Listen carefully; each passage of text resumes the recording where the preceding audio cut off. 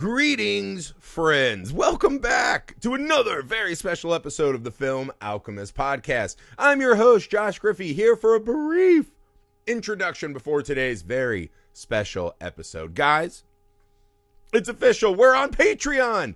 You can come join the party. Patreon.com/filmalchemistpod. Guys, for as little as $1 a month, you can join our social community over there with Discord, Zooms, things like that, some fun activities we're planning. For a little bit more, guys, you can begin at any tier to select specific movies you want us to cover. You can begin to help us curate the show, both on the main feed and on a Patreon exclusive feed that we're setting up for you.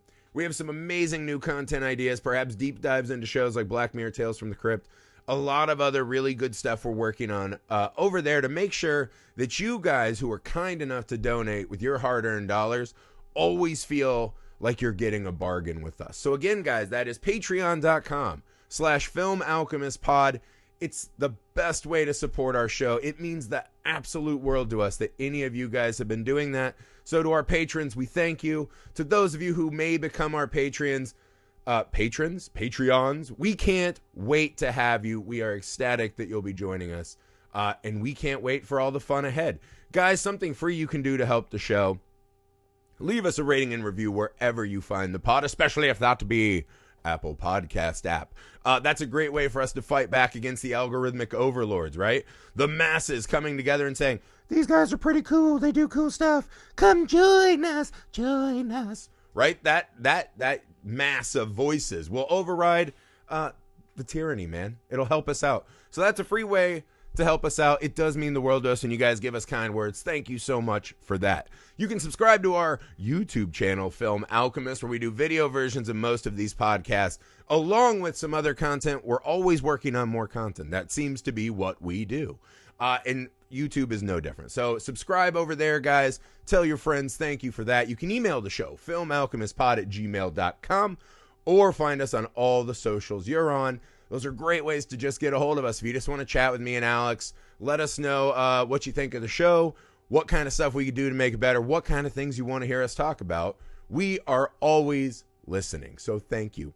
All right.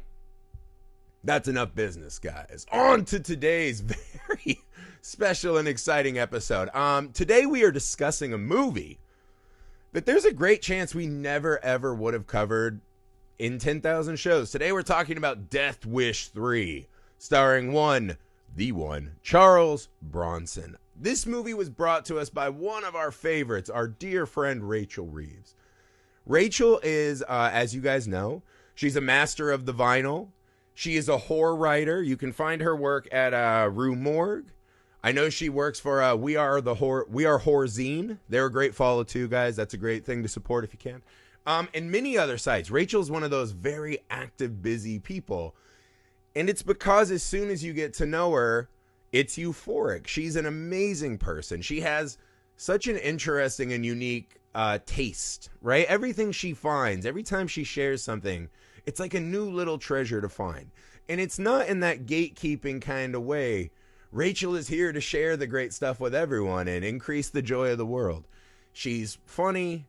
She's charming. She tolerates us.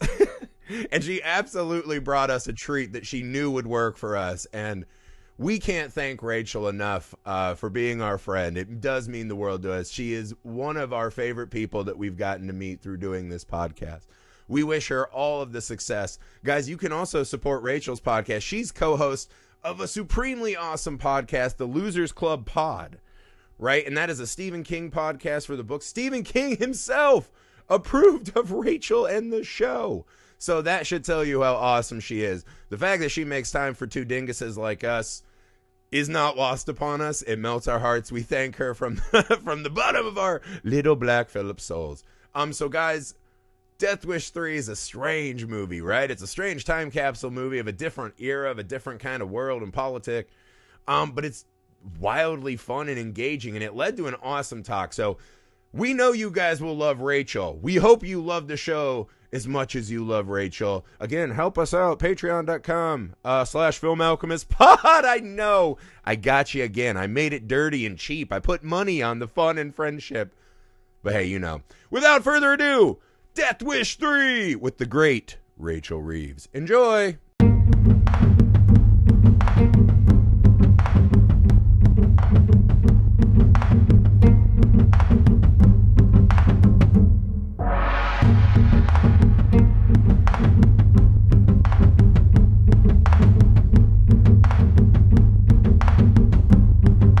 All right.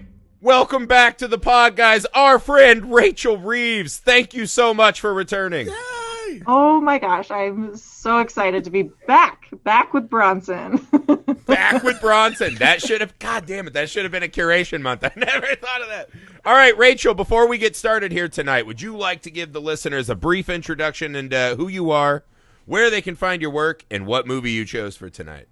Yes. So I am Rachel Reeves. I am a freelance film writer. I write about horror, sci-fi, action, lots of horror on various sites. Usually you can find me lurking about on Rue Morgue and Valingo, Film Cred, and a little bit at Consequence. And yes, you can find me on Twitter and Instagram, all the usuals. But today I brought with me Death Wish 3. What a bananas entry, because when you actually messaged us, I was like, did she mean Death Wish? And just added a 3 on accident? Because I had never seen Death Wish 3. So why Death Wish 3 particularly? So Death Wish 3 particularly, I thought was best suited for you guys. Okay, so because... just choking my water. Because Death Wish is like... It is like a good movie. There's a lot to unpack there. I think that it's got some real merits. It still resonates in a really weird way, and it got lots of unsettling stuff. It's shot amazing, some real social commentary. But Death Wish 3 has, it's there, but it's also just bananas. It's just completely bonkers, for lack of a better word, and it's just excessive, and it's wild. It's completely wild, and I just really wanted to hear you guys specifically talk about it. Well, spoiler alert, you nailed it. Yeah, wow. Because I watched both, and I forgot, because one of the things I was trying to think back on is, for some reason, Death Wish is so much more of a polarizing film than so many other action movies, right? And I don't fully understand it myself, right? Maybe I wasn't of the era, but because I was thinking, I was like, aren't almost all action movies vigilante revenge films? Like the really popular ones, at least. There's a lot of movies in this genre, but something about Death Wish in particular really set people off in a strange way. And so that's the conversation I was prepared to have. And then I watched Death Wish 3 for the first time and realized I had completely overthought the field. Alex, what were your first thoughts on Death Wish 3? I gotta say, to pick us to do this one, you pretty much nailed us to the wall. Like, this is a perfect movie for us to talk about, because there's so much to not unpack, but just like bask in the glory of like the Bronsonness, the Death Wishness, and like watching it, I was just like, this feels like the New York people think of in like 1983, 1984, like that branch of the 80s where it was just like crack ruined New York and became like the version like from Taxi Driver up. That's like the version of New York everyone thinks of. This feels like the version of New York that somebody who, like, I live in LA, someone in California thought of, and they're like, yeah, I bet it's just like that. And then they watch The Warriors and they're like, oh, I'm kind of right. And then they like junior exec. Yeah, like someone just like saw The Warriors and like, I don't know, news footage from like ABC, and they're like, oh my God, I'm totally right. Yeah. And then they wrote Death Wish 3.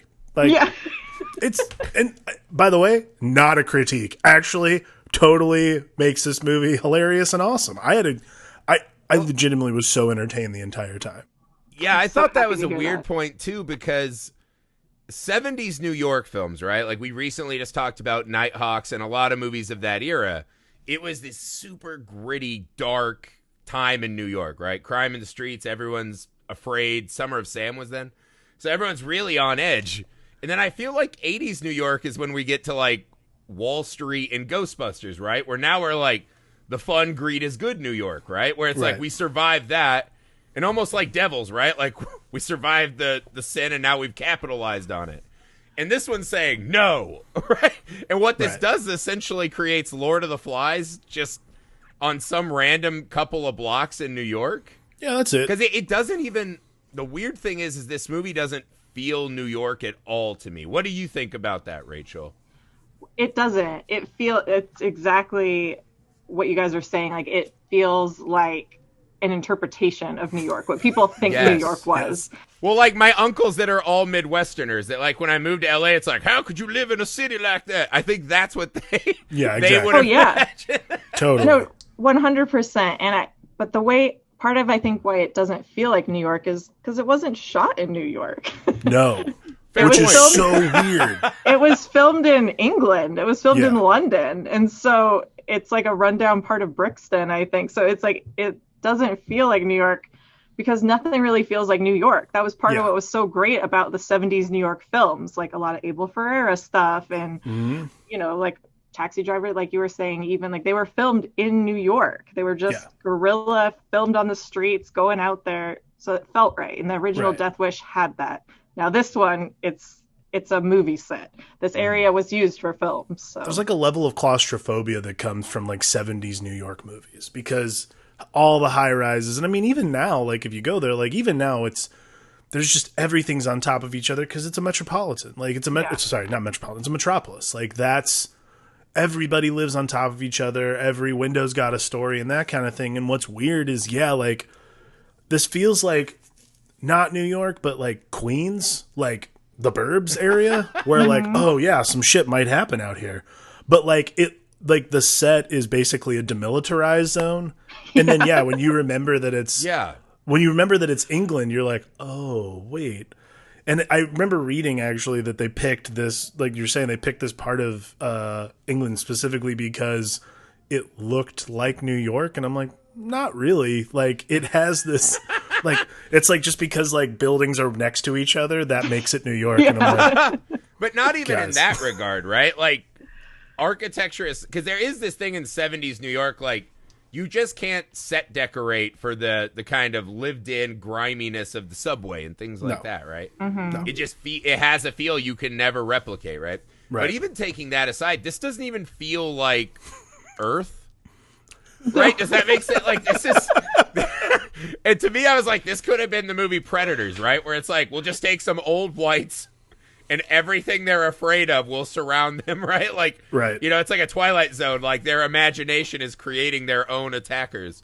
Yeah. And it's so strange because he comes into the airport and he just immediately is like, let's go. And he's flying in there. And once they hit there, almost nothing ever plays in reality. There's a weirdness to this film because, again, the first one is a man who's not a vigilante, who's driven mad, and he's taking out, you know, these people one-on-one. It's kind of a small ordeal. Like you said, this is an actual war zone, right? And there are scenes where cops are driving by and, you know, people like gangs are chasing cop cars away. And the cops are just like, ah!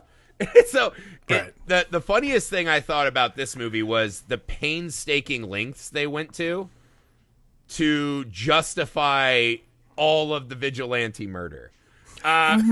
Rachel, I thought this was one of the funniest repetitive bits in the movie, was the consistent showing a failure of everything that is supposed to protect us so that we're so in for the murder. What did you make of that? Oh, I mean, it's true. They make a point to like try to justify it in a weird way.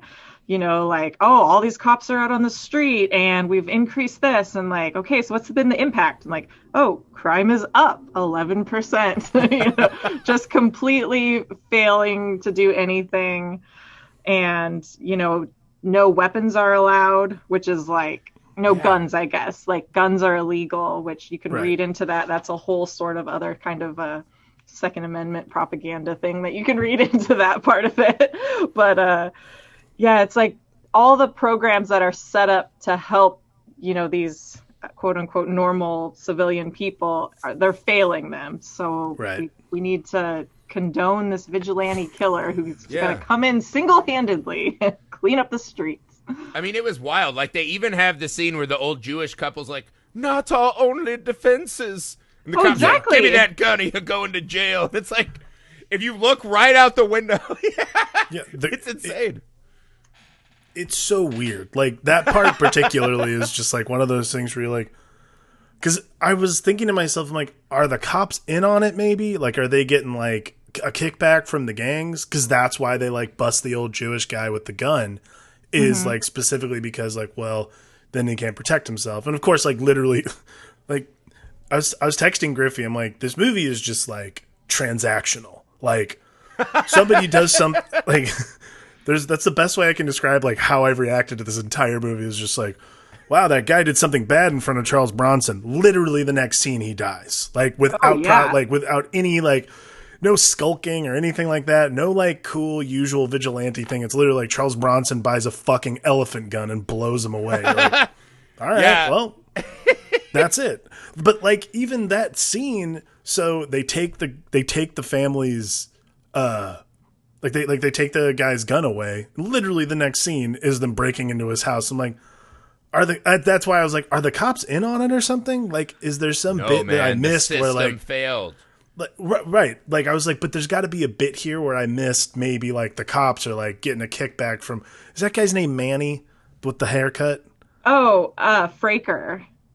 Fraker? Wow, Fraker. for real? Yeah, the gangster. Yeah, Good the like Lord. leader. Yeah. Fraker, ridiculous. Am I right?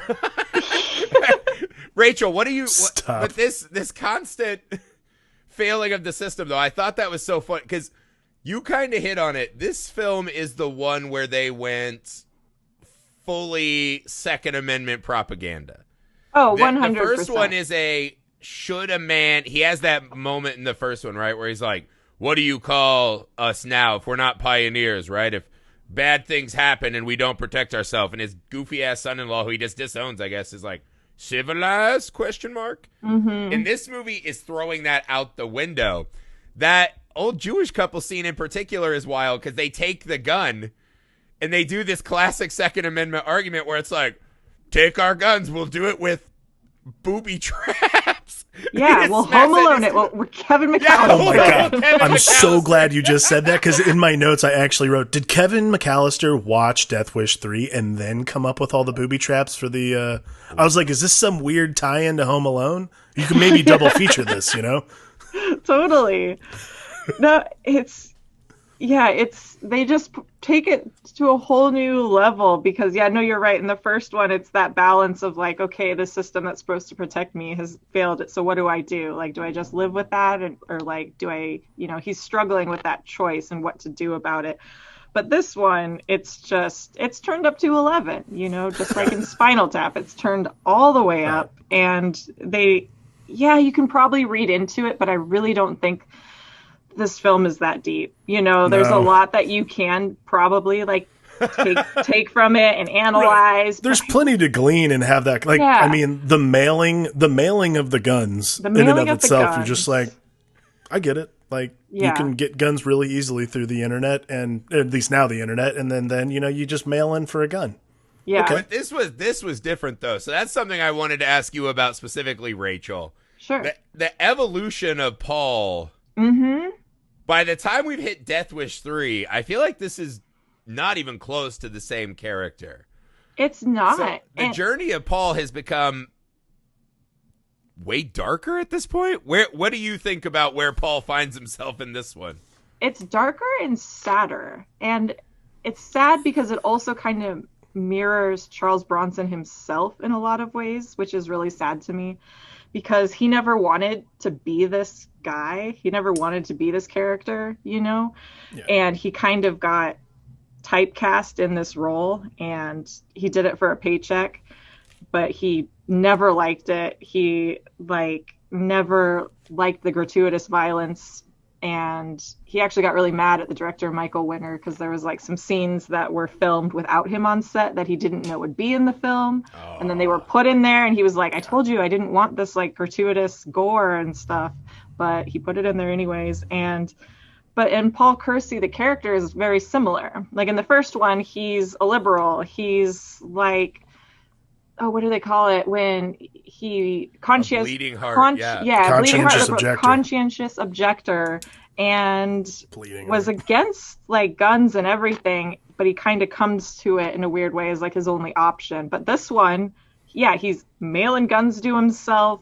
The cop basically tells him like, we're either going to arrest you or you do this for us. He like blackmails him into cleaning up the streets out of the bad guys. Yeah, again, horrible failure of law enforcement is literally like, listen, we don't feel like dealing with any of this, so do you just want to go live there and we want to arrest you if you murder people constantly? If you could just kill all these people, that would be great. Like, we won't stop you, so you just go do your thing, and like, no big deal, right? It's just murder. Like, you've already done it like 100 times. So, yeah, like, I love the part when he's like, if you could just let me know. Yeah. Let me know when it happens so we can take the credit. Exactly. That's exactly what it is. It's a really strange thing. I was actually watching it, and my wife walked in, and I was just like, it's weird because this seems like oddly 2021 almost. Like, this is just like eerily, I mean, to be honest with you, like, you're telling me that this isn't like how we're just hitting almost this weird effect of now everybody's like, oh, well, I need a like, I mean, I had a director out here. I was working on a TV show.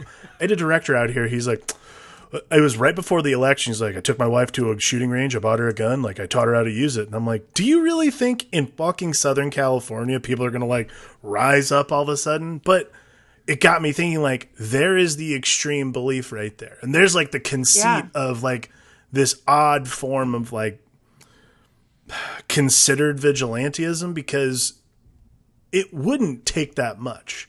But I agree. Yeah, Paul Kersey is such a different character in Death Wish 1, and then Death Wish 3's, and he got paid $1.5 million to do it. Yeah. I don't know if Charles Bronson says more than 85 words in the entire movie. Like that scene when he's like post-coitus with the public defender. I'm like, oh, is that what Charles Bronson sounds like in this movie? Like, I had not heard him speak past that, other than describing the guns he had bought. But see, so that's like, the thing, is that this it's is very the movie. weird. Yeah, this is the movie where they go, this is your uncle's wet dream movie, right? This is what every uncle imagines their calling in life is. Right. I'm going to be called to whoop someone's ass, beat up the young punks. I'm going to clean up the streets because I'm from the older generation, the better generation. Also, there will just be beautiful, attractive, smart women that just chase me down in a cab to roll around in the sack. And it's like, when it got to that part, when he's just... So the lady just saw him all ruffled up, right, in a jail cell, and she's like, chased him down, and she's like, I know we're not legally bound, but sex, maybe? And he's like, all right, I guess. And I was like, oh my God, this is so playing to the audience they know is loving this. You can just imagine your uncle with a beer on his stomach going, oh yeah. This movie's made for that set of uncles and literally no one else. Like... They knew who was going to show up at the theater. That's really all this boils down to. And that is like part of the Bronson appeal. Like, I love Charles Bronson. Let's just I am obsessed. Right behind me, I've got like a bunch of Charles Bronson like tapes and stuff in my office. Awesome. Like, I love him, and I think part of his appeal is he's just so generic. He's so just like the quote unquote everyman, right? Like, just like you were saying, it's your uncle's movie. Like, it could be, your dad's friend. Like, there's nothing particularly really special about him, which is what makes him so special in these roles and so relatable for so many people. Like you were saying, this is a big uncle male fantasy. Like, oh, this beautiful, talented, like, prosecutor is gonna chase me down and be like, hey, I like you, that's nice, and everybody else is gonna cheer me on in the streets when I'm gunning down young kids. Everyone is like a huge fan of this guy in the neighborhood. Like, it is, I gotta tell you, like, mildly uncomfortable watching the movie where people are literally like, like they see him blow someone away, and like it cuts to the older guy, not Martin Balsam, but the older guy who lives alone. And it like cuts to him and he goes, yes. Like, like this smile of like, perfect. Now this guy will clean up the streets. So you're like, wow, all these people are really like, it's insane. They laid a good groundwork for that, though, because I think that's one of the things they actually did pretty well. Like, even before he rolls in the sack and has his wrestle with the lawyer, right? Right. She's like, someone just needs to do something. Like, she's even a lawyer who's a defender, and she's essentially like, maybe I get these people out because I want them to get murdered. Like, so you start questioning everything, right? But the scene that I was like, wow, that's actually really proficient storytelling, was at the start. So you hear this old man just getting fucked up, right? They're just pounding him. Yeah. And that enough is because all the Death Wish movies prey upon that someone who is innocent getting destroyed, right? And we have an immediate visceral reaction. This is not nearly as horrifying. Well, it's like as a cursey acquaintance or family member. Yeah, but there's something about seeing an old man, right, with his veteran stuff around, just getting fucking pummeled, and it's not even. I mean, they're stalking him and they're laughing as they break the windows. It's an extra level, right? Yeah. But the thing that really got me, I was like, oh, shit, there's some next level stuff going on. As they're kicking the shit out of him and as we find out murdering him, they do these cutaways to all of the neighbors' apartments. And these terrified different families sitting there in abject horror, afraid to open their door because everything outside of their apartment is the village of the damned. Yeah. And so they're afraid. And one lady finally is like, maybe I'll call the police. And it sets you up right there that the not only the horror of just this man getting attacked, but they're all getting attacked all the time. Yeah. And they do a really good job because, I mean, I think that's the give you have to. I don't know why in Death Wish it's different again. Because, like, when I watch Commando, I'm like, yeah, they took his daughter. He should kill 500 people. Yeah. I don't know why this one is different, but it feels like they need to do that extra groundwork. Maybe it's because it is so. It really gets to that propaganda phase at times, but maybe I feel like this movie does a good job of earning it, and maybe Death Wish 3 works better than Death Wish 1 for me because it is so cartoonish. It reminds me of the difference of, I would imagine, I've never shot a human being, right? But I'd imagine that's harder than shooting those mean-faced paper targets. You know what I mean? That's what this movie is. They're all mean-faced paper targets. Oh, totally. So you can play around a little more. And I think that the gangs, the creeps themselves, I mean, they're caricatures, right? Like, they've got this face paint and they've got these symbols and they're all just these young punks. You know, 80s love, you know, some good punks, you know? Yeah, they did. And these are some of the best. So these are really like exaggerated characters. And I think that's what allows the audience, you know, allows us to kind of disconnect those a little bit. Whereas like in the first Death Wish, it was pretty real and visceral, which is why it was unsettling, because it felt like the people that Paul Kersey was going after there was some conflict about, you know, on the audience's behalf about whether or not they deserved it. Here, these are just cartoonish style, the worst of the worst, right? Right. And I have a question for you, because I've never actually known this. What are these creeps like? What is their racket?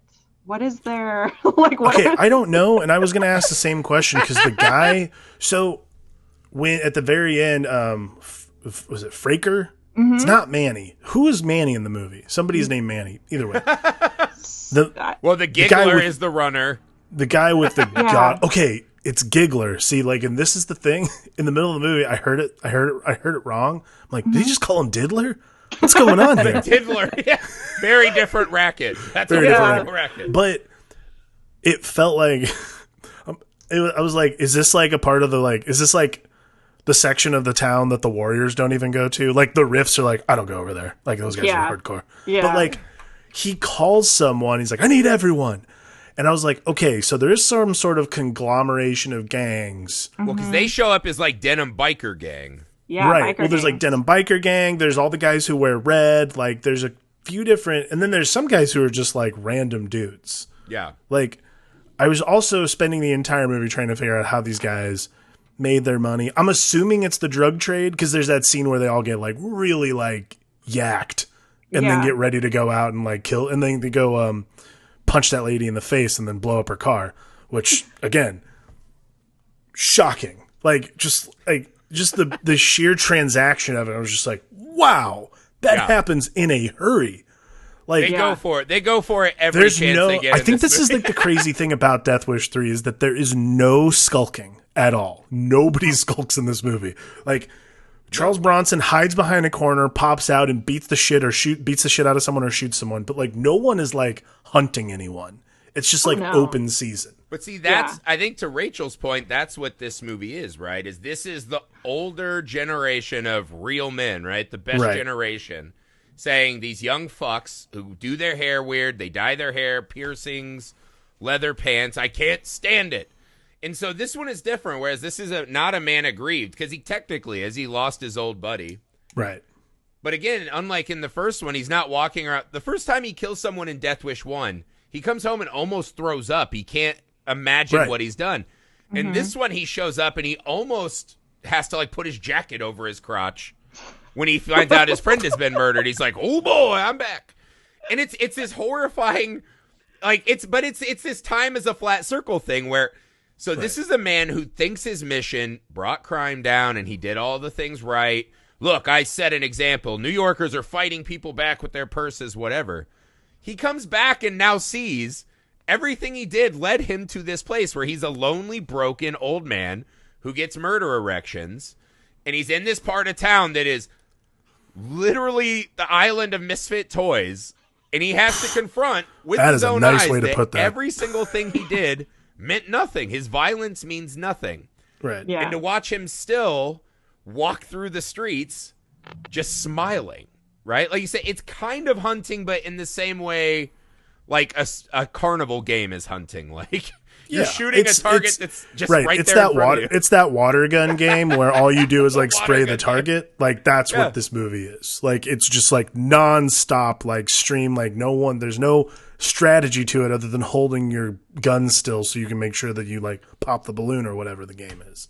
Yeah. It's a really interesting version of New York. The gangs are very like, again, can we please talk about the like symbol they all have to wear on their heads? Oh yes, please. Because it's not a tattoo. These guys have to do applications for it every morning with the paint. Mm-hmm. It looks like lipstick, right? Kind of, yeah.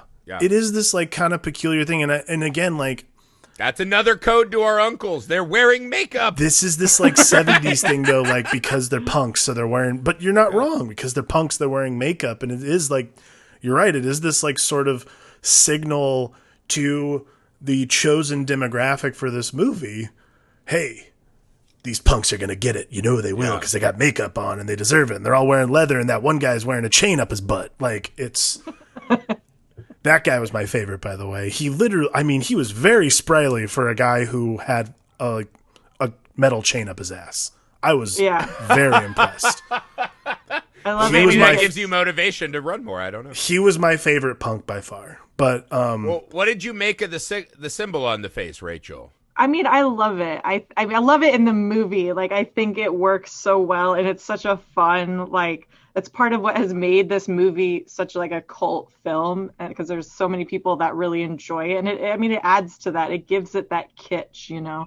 Right. And I mean, there's a whole skateboard brand called Death Wish, and it's a skateboard brand, and that's their logo.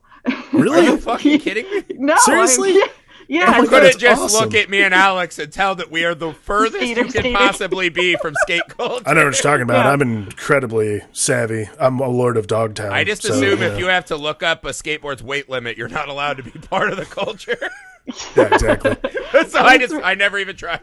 So it's like an iconic thing that they created with that. It's really simple, but like that. I mean, just the fact that even now, you know, in 2021, there's a skateboard brand that has that, and like, you know, cool. Skate culture is often kind of, you know, pushed to the side for, you know, as like punks and whatever. So there's a lot of tie in there. And so I think that, as silly as it sounds, those markings and those clothes and stuff, it works, and it works on a lot of ways. And it's also just so awesome to look at. It is. Yeah. It's.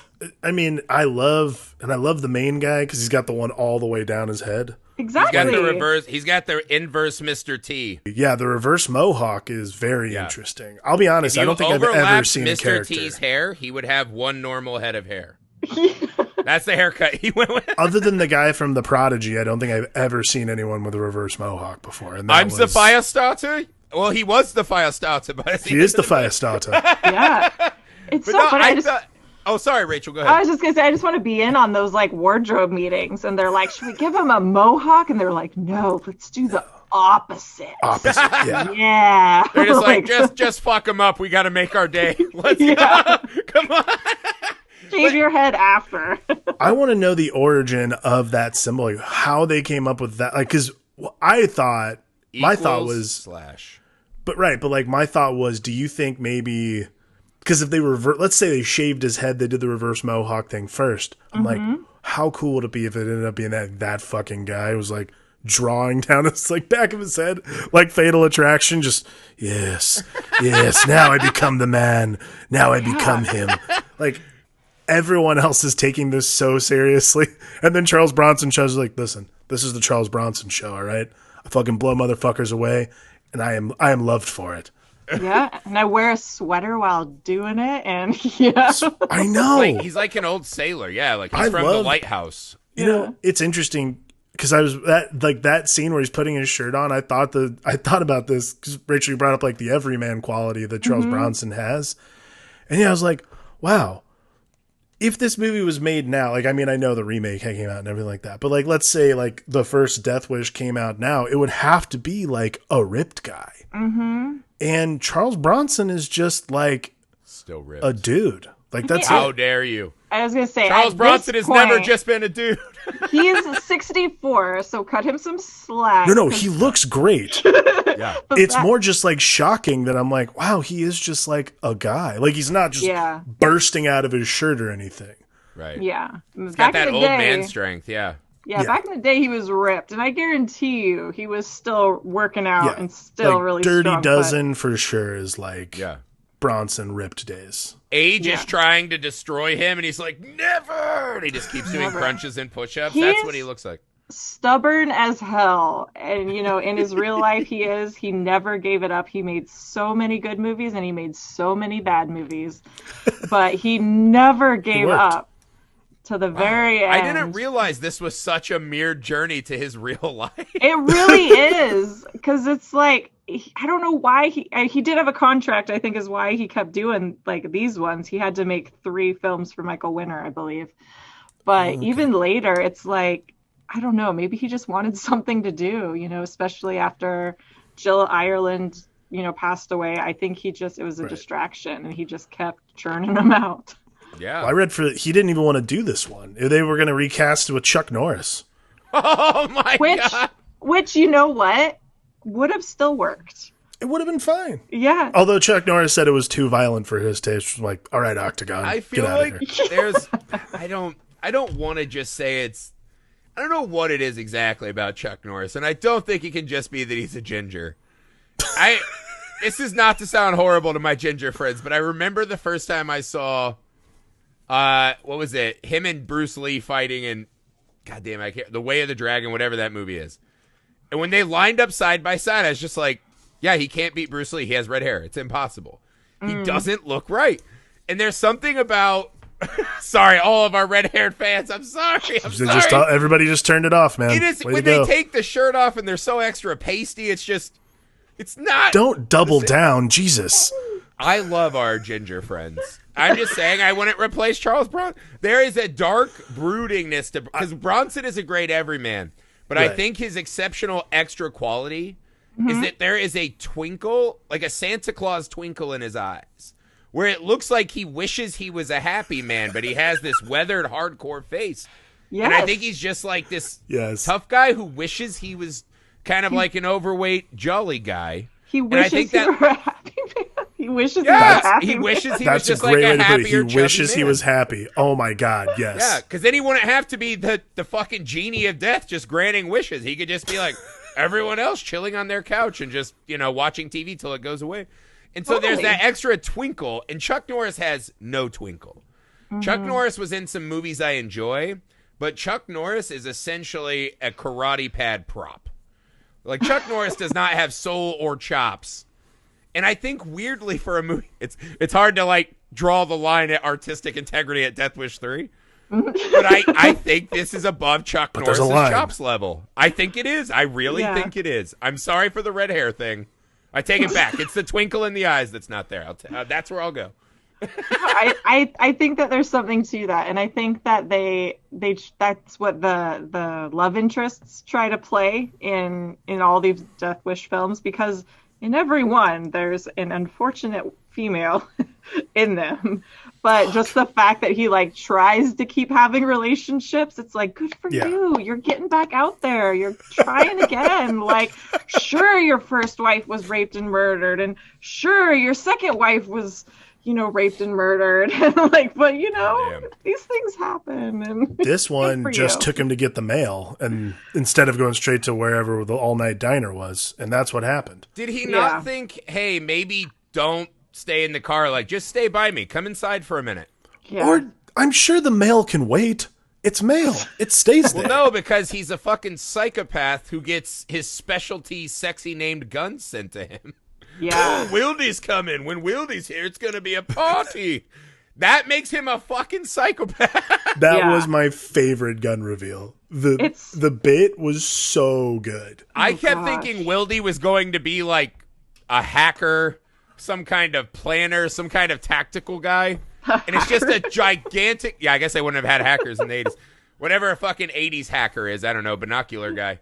With a fucking giant handheld elephant gun. I loved the description. Him describing it to everyone, and everyone in the apartment complex is just like totally above and on board. It's like, cool, he's got an elephant gun. There's an elephant gun in the neighborhood. They had an HOA meeting where they rolled those fucking old people down to that apartment, propped them up so he could be like, yeah, I'm just going to kill them with works this for me. Giant gun where I make my own bullets. Also, every single one of these, I mean, I know that like the gang is the gang, it is what it is, but like all of them are the worst criminals of all time. Like, the baiting is so obvious, and I'm like, guys, if I was the leader of that gang, I'd be like, guys, he's obviously baiting you, just leave it alone. Like, who knows what, like, this guy shot 2 of our members in cold blood just for looking at his car.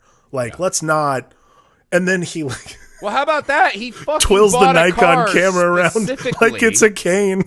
Yeah, no, he specifically bought a car and an empty Nikon camera bag to murder them. This is a very different stage of fucking psychopath in this movie. Oh, yeah, it's all very, like, planned out. Like, he knows exactly what he's doing in this one. Yeah, and he is very well versed in deception. And that's why I'm always just like, what are these, you know, these gang members doing? Because it seems like they're just stealing stuff. Like, it doesn't. Where's their money? You never see them like selling drugs or like they're taking drugs. They're taking drugs. Right. And they take protection money and purses, I guess.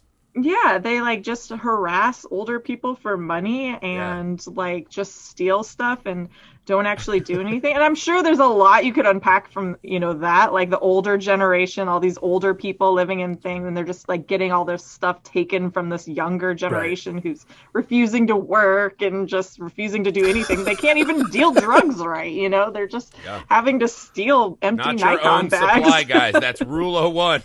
Not your own supply. But no, Rachel, let me ask you about this. It didn't really leap out to me till much later in the film. Mm-hmm. But this gang feels coded young. Oh, like, young teenagers to me. Fucking Alex Winter. Yeah, I mean, Alex Winter is like an eternally youthful looking guy, and this was when he was actually youthful. Right. He looks like a Peter Pan, right? What do you make of that? Don't laugh, Alex. That's not a rude thing. I already have the ginger contingent kind of answer me. I love gingers. Love them. That's a good comment. But I'm just saying, what did you make of him just running around wasting kids?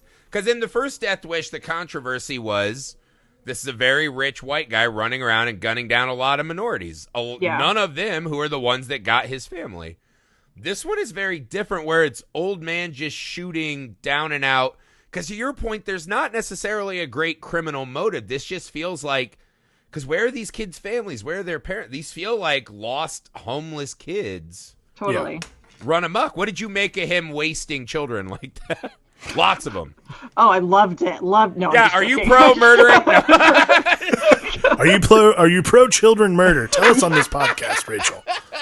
It is very strange, like the whole thing, like, oh god. And I think that's why they have to have this Fraker guy be like the leader, because there has to be like some sort of adult in charge. And I think the drugs play into that too, to like really hammer home that like, no, these are bad guys, you know. Right. But yeah, especially Alex Winter. Alex Winter is the youngest one, and then there's also like a woman in the group too that she looks pretty young as well.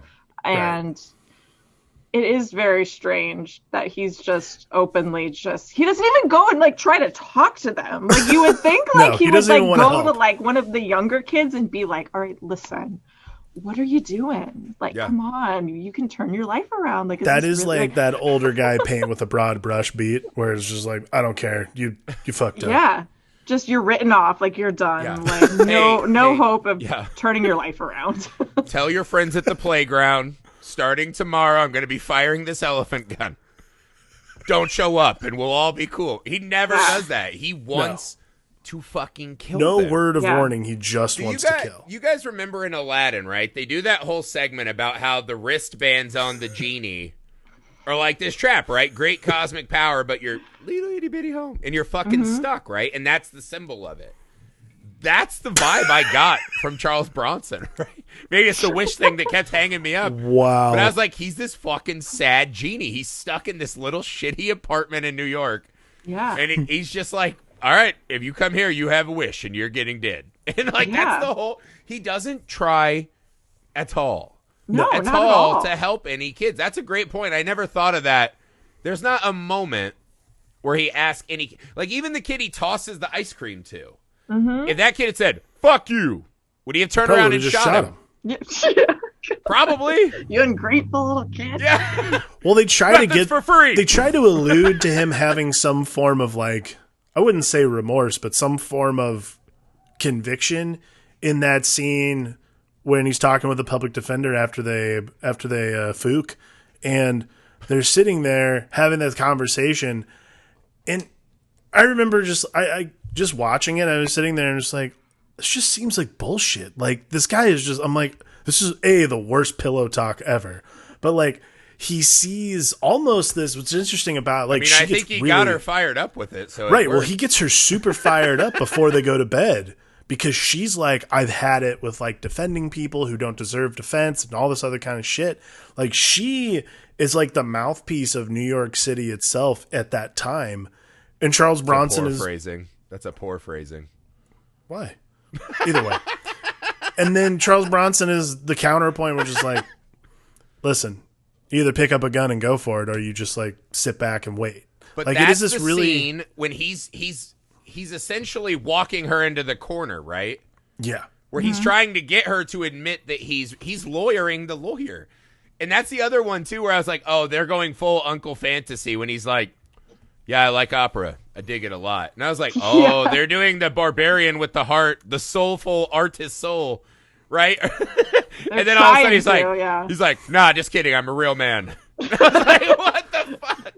I don't like that shit. Who are you kidding? Well, they cut his like Fatal Attraction Madame Butterfly scene where he's just and just like turning that light on and off inside his apartment. As soon as he says, no, just kidding, I hate opera, she's like, oh my goodness.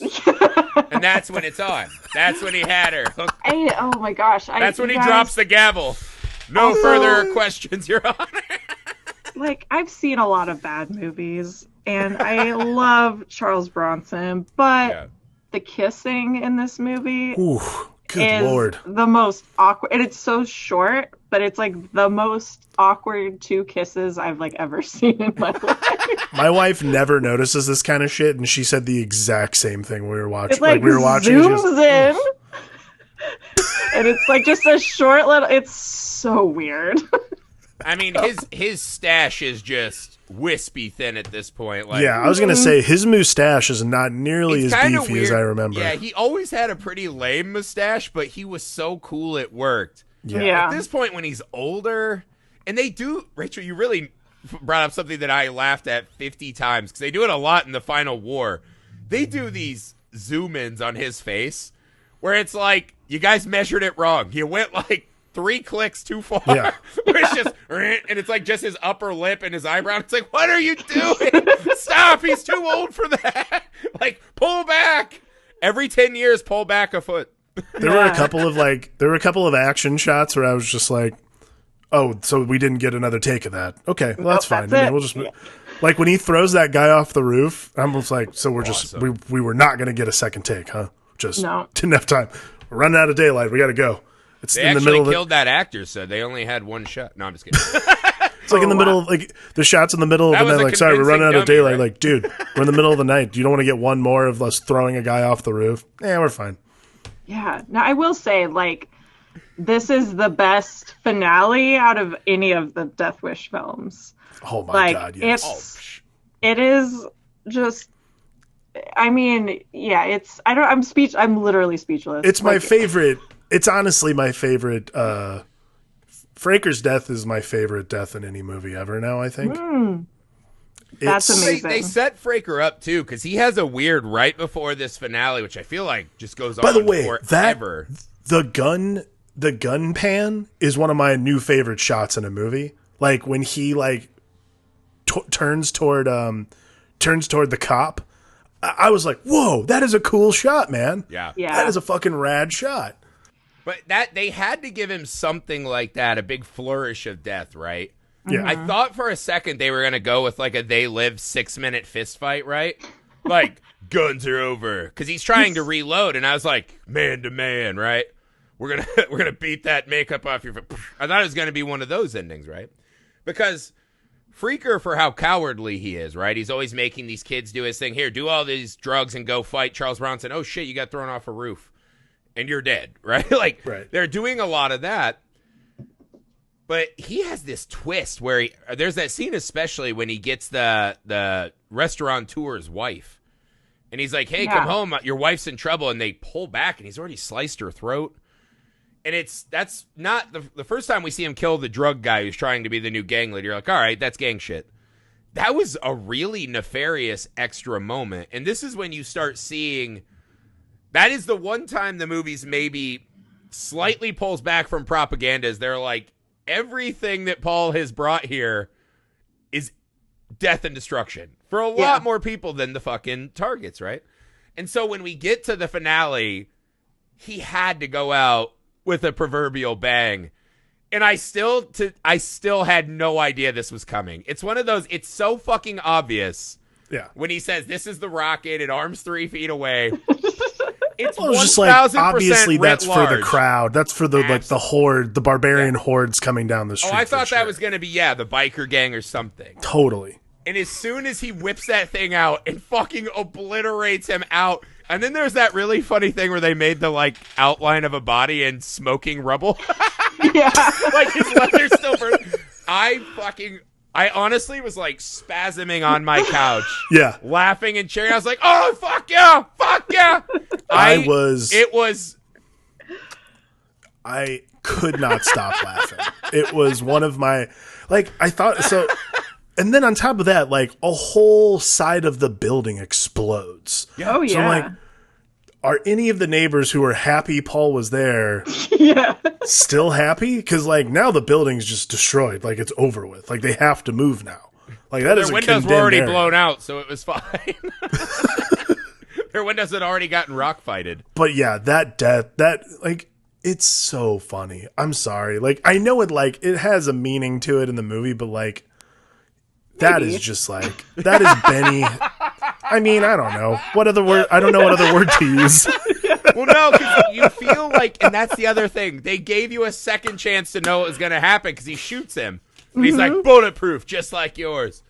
And I remember being like, here we go. Here's the fist fight. And as soon as he shot the rocket, I was like, God damn it. They just kept telling me this guy. I couldn't believe it got me. And it led to a euphoric reaction. But yeah, there's a really cool shot, too, they did right before this, right? And it's when Freaker is, right after he killed that restaurateur's wife, actually.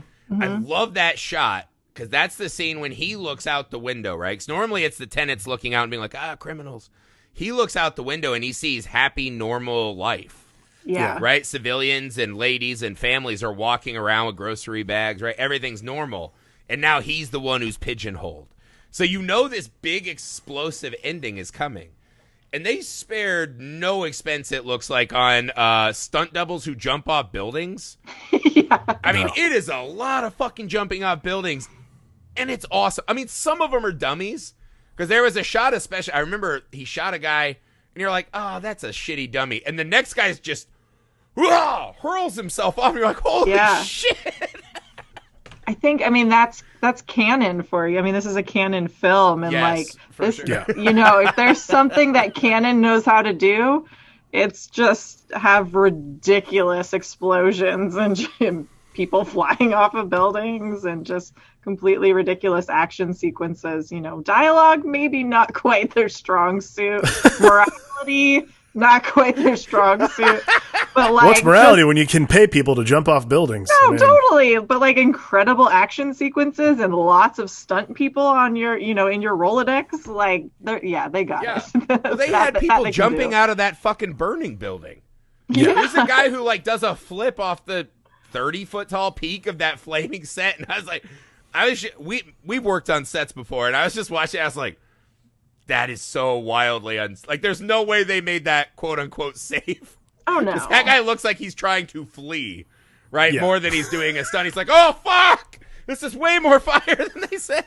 But, yeah, because the gang just comes in and they're like, hey, we're motorcycle guys. Yeah, And you're like, oh shit! Like I thought it was gonna be a little more, because Bronson pulls out his friend's machine gun, the super machine gun, and you're like, okay, we'll have that, but then it's gonna come back down to a more elephant gun level. right. Oh no! It not at all.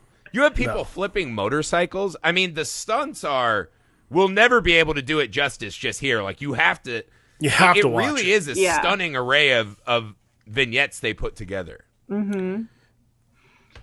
Yeah. Michael Winner. I don't know if he is a winner, but he definitely like isn't afraid to just go for it. Actually, I think Michael Winner's, I mean, honestly, kind of a piece of shit, but he definitely just goes for it, and he makes the most out of pretty much anything he's ever been involved with. Certainly made the most out of the $8.5 million left out of the budget after Charles Bronson was paid.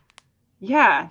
It's like, all right, we got that, and let's just like build the rest around it. Like that's really like the linchpin for the whole film. Like if they had Bronson, the rest is secondary. Yeah, the rest comes like it literally is just like it's literally like a guy holing up in a castle and just like the hordes come at him. That's it. Yeah. Like, and I don't know what else you necessarily, obviously like Death Wish 1 stands alone in some respect, but as far as like understanding like the Death Wish movies and what you're going to expect from them, I'm not sure I necessarily needed much more than that. Like, no, totally. It's weird because we do live in this time of like kind of needing more when it comes to just straight action movies. Like there needs to be a little more provocation and so on and so forth. But I gotta tell you, I was like thoroughly entertained the entire time, even though I kind of was like, the whole premise here seems murky, but I am very strapped in for this ride. Yeah.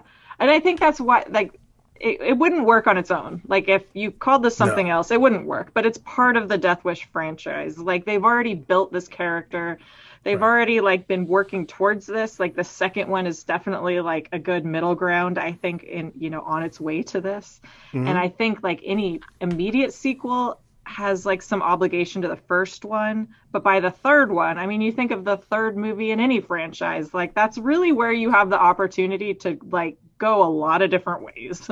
Right. And this one really just was like, all right, we're gonna go down this road and we're gonna go down it fast. Well, yeah, I was gonna ask you, so Michael Winner directed the first three, right? Yeah.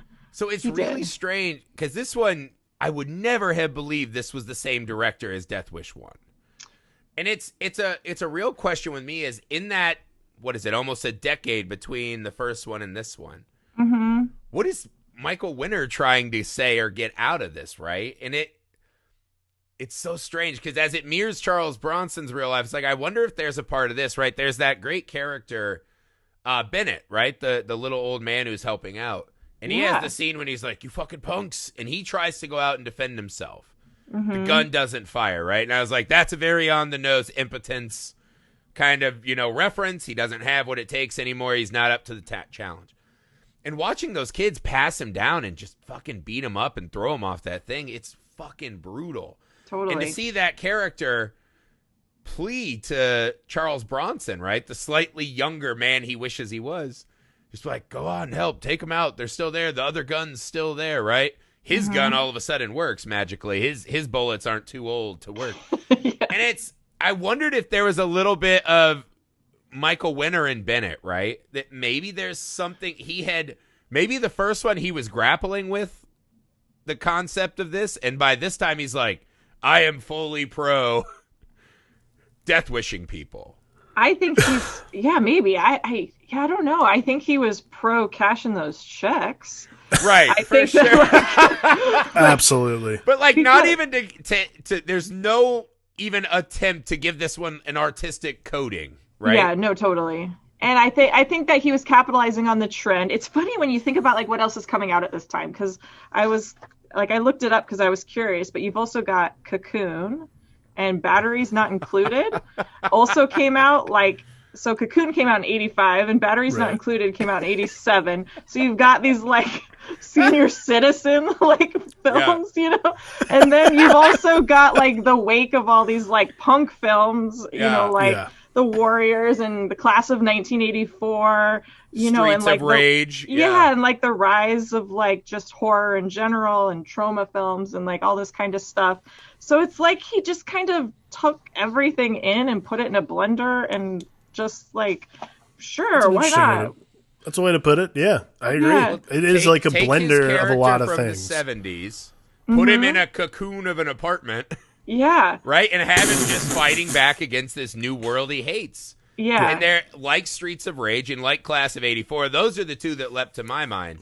There's a real safety in the cartoonish nature of this, right? Yes. Totally. But you can feel there is a real hatred of these younger characters. Yeah. They really hate these characters a lot. And I do think that you see some of Michael Winner's kind of old man parts, his aspects come out because Alex Winter, he was in a documentary and he talked a lot about how much he kind of hated making this film. And he was supposed to be in the scene where he was what's her name, Marina Sirtis? Yeah, Deanna Troi. Yeah, where she has her rape scene. Alex Winter was supposed to be in that, and he basically was like, "Nah, dude, that's fucking not cool. This is my first movie. I'm good." Even though it worked out for Jeff Goldblum, but good on young little baby boy Alex Winter for saying no. But the fact that they still put that in there, it's it's a Death Wish film. You gotta squeeze that rape in there. And it's why is that scene in there? Oh, I don't know. I see. That's what I think. I think it really came down to they're like, all right, this is what Death Wish is. Here's our checklist. All right, gotta check these things off. So I think that I honestly think that's what it comes down to. I don't disagree. It lacks any thematic merit and does not move the plot forward. No. Especially because she's already been harassed twice by these guys. Totally. Yeah. There's nothing about her. If she'd just been straight up murdered. Yeah. Well, also she never talks to Charles Bronson. I think her husband says, "Hey, thank you for her." Yeah. No, the husband thanks and everything her in like the that. Plot. But again, it just doesn't do much. No. I think. And this is, the symptom of the movie itself being the third. And like you were saying, it's a blender of all these things. But like Griffey was saying, too, this reaction of, the everyman that Charles Bronson represents, the everyman that Paul Kersey is for the guys going to see this movie in, was it 84? 85, yeah. 85. The guy's going to see this movie in 85. It is it is this weird thing where they see all this. It's just an added flavor and almost this weird thing of, well, obviously they're bad. It's a doubling down that doesn't need to be doubled down on. Yeah, it's a strange thing to do because it's almost it has to be it has to lack a lot of story elements because it is this like weird wilted husk of a concept at that point. Like the first Death Wish exists. We all know what Paul Kersey's motivation is. Yeah. He wants to rid the earth of scum. Right. Got it. Like 2 movies worth covered that. So now we have to give him a reason. It's like, okay, so the reason is the cops won't interfere. Like that's literally like I was racking my brain trying to figure out what it is that is the motivation for Paul Kersey to participate because yeah, like we've gone through 2 movies where people close to him have died and now we're just at like a friend. It's not even like it's just a buddy. My buddy died. This is just who he is. He's trapped in this thing. Right. And he's that guy. This is kind of the problem with where we're at in this thing, right? Is I am not here to tell you that I'm above boobs in movies, right? That's not the thing. Yeah. For the life of me, every movie can have all the boobs. Great. That's fine. For the life of me, have never figured out where this weird strain came from of this is how to get your boobs, right? And that scene is extra fucking sickening. It's like the one point I was like, what the fuck is this? Totally. Because when they kidnap her, her shirt gets ripped open. All right. If that's the scene you're going for. When they cut to that scene with that one light source, there's this moment where the light reflects and there's like someone licked her cheek. Yeah. It's so fucking disgusting. Yeah. And it's not even, there's no, I don't understand that shit. I don't know where this weird vein came from, but this is in way more of these 80s movies than I think I realized when I was a younger guy. Totally. And it's fucking weird, right? Like, why can't it be like they're fighting in an apartment, they kick the window open, it's right? Yeah. Like, pulling a towel up. Why does it have to be this version? And then she dies, which is and like, she fucking which died. also she fucking like, died. Just saying, like, and this is the 3rd woman who's died from rape in the Death Wish films. Also, it's like, oh, so like, what are you trying to say here? So if a woman gets raped, she's just like, oh, she might as well just be dead. And like Jesus. I didn't even think of that. Didn't even give her the dignity to. Also, only like completely demeans her by like telling someone in the next shot, like, well, she died. I'm like, Jesus. Like, she doesn't even get a moment. Like, it's literally just like, yep, rape victim number 3 died down there. Like, good Lord. Like, there's just nothing to it. Like, there's nothing to it. With the lawyer. I think it's also them, like, struggling with, like, actually what the film is, because it's like, all right, we gotta, like, try, because like, something like so that, gratuitous. if it was made now, something like that is an earth-shattering moment in a movie. Like, that is the fucking, that's your turn on Act 2 into Act 3 of like, no more fucking around. Like, I am going to kill every single person who did this. And in this one, it's literally like, well, it happened. What's the other gun you got? Tell me that again. Like, it's just this weird, like, gloss over. There's a level of artistic integrity I think you have to even attempt this kind of subject. And this movie did not earn it. No. And I'm not saying that her at the end of the movie shooting Freaker with the rocket launcher would have fixed it, but it would have been a damn good start. That's how this movie should have ended. Absolutely. Because they're all in their standoff, right? The 3-way standoff, and she kicks the door down and just fucking annihilates him. Oh. That goes a long way to making this better. Oh, I would have gone. I would have been like standing. I was going to say I would have stood and clapped for sure. I love the moment of him getting blown up, but it just dawned on me if she was the one who shot that rocket. So much. What a missed opportunity. See, so what I think what you're saying, what I'm hearing here is that we do in fact need a remake of Death Wish 3. Oh, wow. But just Death Wish 3. We need to remake the Death Wish they just made with Bruce Willis. That needs to get a remake. I would honestly just ignore that and remake Death Wish 3 particularly. Yeah. Mm-hmm. And all these plot points where we adjust the story, this is the movie, but then just call it Death Wish 3. Yeah. So everyone can scrounge to find some fake Death Wish 2 that we never remade. We all get Mandela effect. Yeah, everyone gets Mandela affected. It worked for, what is that movie? Thanksgiving, didn't it? They did 1 and a 3 and they just did it. So, it can work here. They're like, only stoners are watching this. This will be a laugh. Yeah. What?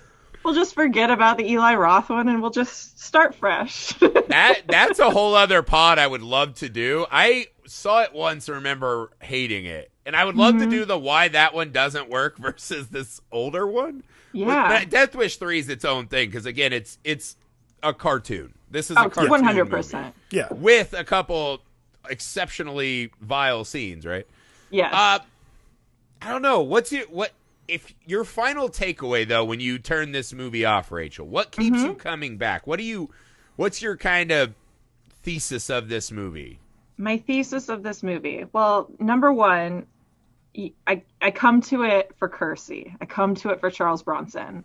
Like, I will watch anything with Charles Bronson. I will never get tired of watching him on screen. But I stay. So I come for Kersey, but I stay for the creeps. I love that they're called creeps, number one. Yeah, right? Awesome. I mean, just, yeah, you've got that. And then you've got that sweet, awful, amazing canon sleaze that's just so ridiculous. You know, it's a movie that is as offensive as it is completely bananas. That's true. Alex, same question. I mean, I feel like Rachel hit all the nails on the head. I'm not really sure I can contribute much else. Like, She squished all the roaches where they other lay. than I'll say this, there is one thing that this movie does better than 90% of the movies that are of its ilk, which is has one of the most, like, a bonkers movie like Death Wish 3 is only made better by a movie with a soundtrack that has, like, horribly misplaced audio cues in a lot of respects. Like, there is...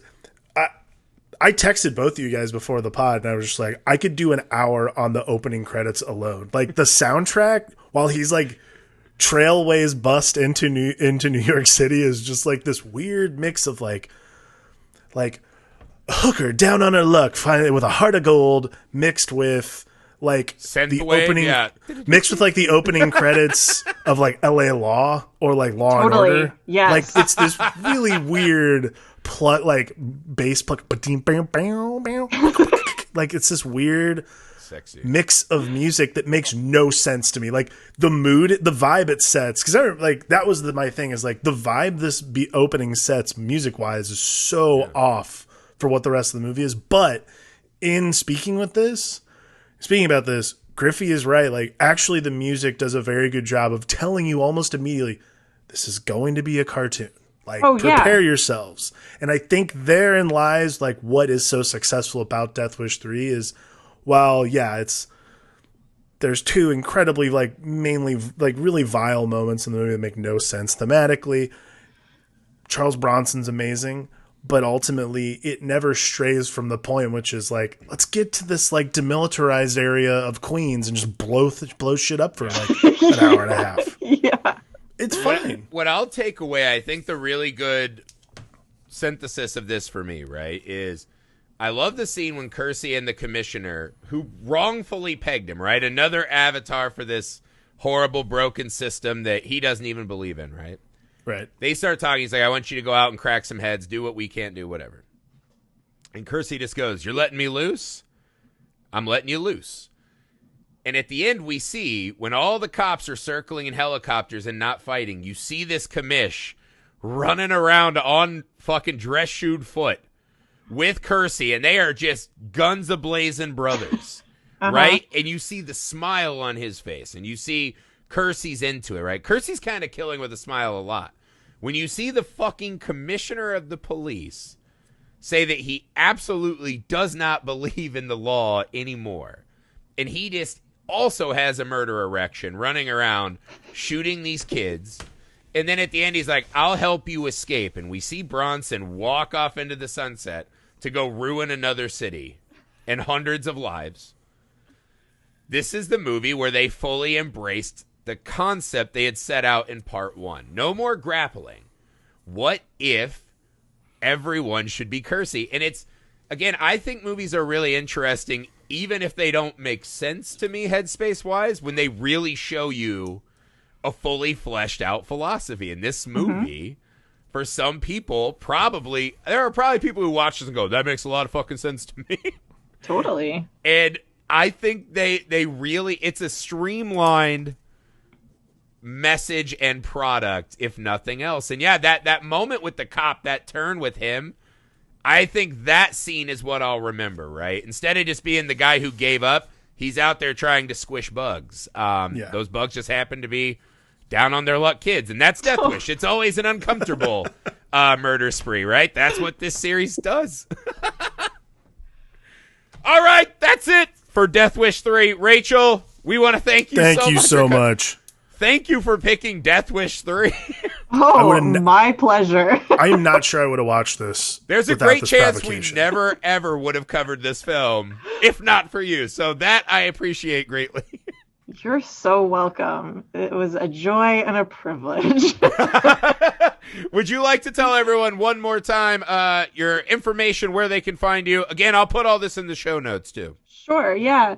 You can follow me on Twitter and Instagram at VinylGirl, GRRRL. And my writing's all over the place. And I forgot to mention earlier, I'm also a co-host on the Losers Club podcast. Great pod. Thanks. Yeah, Stephen King podcast. So if you are a officially reader, Stephen King himself Stephen approved. King. Yeah, it's wild. So wild. So cool. So yeah, if you're a constant reader, tune in anytime. We'd love to have you. We're covering Wizard and Glass next. So if you're if you're a Tower head, a Dark Tower fan, there's going to be some good talk on that one. Awesome. Well, thank you so much again for making the time. We hope to have you back for our October Mega Marathon. So sure. If you have time, we'd love to have you back. We always appreciate when you come here. Aww. All right, guys, we'll see you next time. Bye.